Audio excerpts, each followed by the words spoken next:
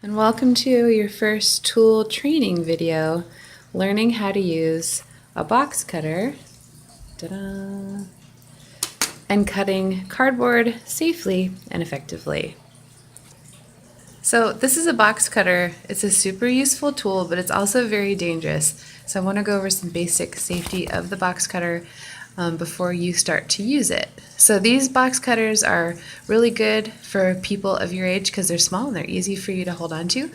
You open the blade or expose the blade by pushing up like this, and there's a safety right there. And what that does is it helps the blade not move while you're using it. That's really important that you use these things exactly how I instruct you. If I do see you acting up in any way, shape, or form with this thing, I will take it away because as you can see, it is a very, very sharp blade and it really could injure you. Okay, so when you are working with a box cutter, you're always going to, if it's ever left on the table and it's not in your hand, it's always going to be left closed. And that's something that's really important for you to remember. Anytime that you're working with this, you're cutting, anytime you put it down, just close it up. And that's to make sure that nobody else gets cut. Okay, so let's start with our cutting technique. So you're always, if you're not on a work table like the ones we have in our classroom, you're always going to use a cutting mat under whatever you cut so that you don't make marks into your table. So I have my quilting cutting mat here.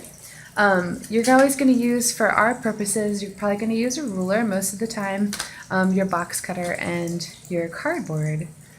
What you're going to do is, whenever you use a box cutter, you only cut in one direction, and that direction is towards yourself.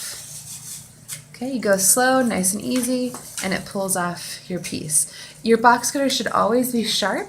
If it's ever dull, you want to talk to your teacher and they will sharpen it for you using an ultra secret technique. But you never want to cut a box cutter to the side, and you never want to cut like this.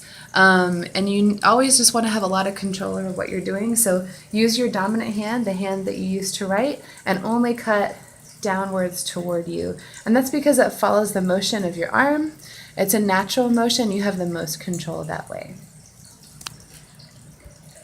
Now, those of you paying attention may have noticed that I left the box cutter a second ago open. I was just making sure you were paying attention. So let's talk about how to use a box cutter and how to cut our cardboard while saving as much material as possible. So remember, you're going to open the box cutter by pushing the blade up. So it's just directly above the yellow plastic, and you're going to pull that lock back.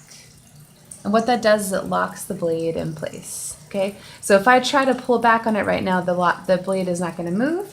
So once again, I have to unlock it and pull it back to place it down on my work surface. So here we go. So we're going to open up our blade and lock it. All right, now it can be really tempting when we want to cut something on a piece of cardboard or wood or fabric or whatever to cut something out straight in the middle. Like we can say we're going to cut like a square and we draw it right in the middle. The only problem with that is that you waste a lot of material that way. And one of the things to think about when we're talking about building is that we want to conserve as much material as possible. So instead of cutting from the middle, you're actually going to cut from an edge. And I'm going to show you how to do that. So I'm going to unlock my blade, close it, and put it down to the side. So let's say I wanted to cut a rectangle of a certain size. Let's say I'm going to take my ruler here, and I'm going to measure off a piece along the edge, and I'm going to measure it.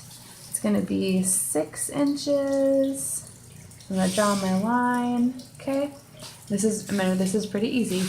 I'm going to do 3 inches across to the 3. Okay, I'm always going to do, when I try to make a rectangle, I'm always going to measure from both sides, because that way I'm going to make sure that I'm actually measuring a rectangular shape.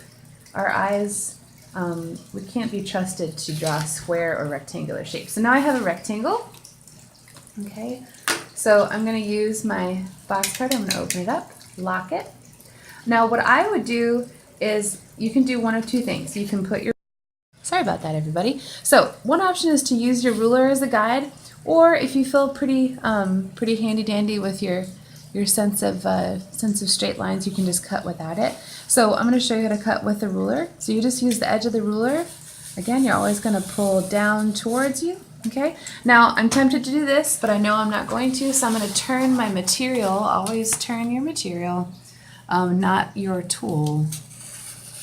Okay, pull it down, turn the material one more time, and again, just do this. Okay, and what you'll end up with is a nice shape that could be the wall of a building. That's been your tutorial. Thank you for paying close attention. I'm going to unlock, retract my blade, set my stuff down, and that's that.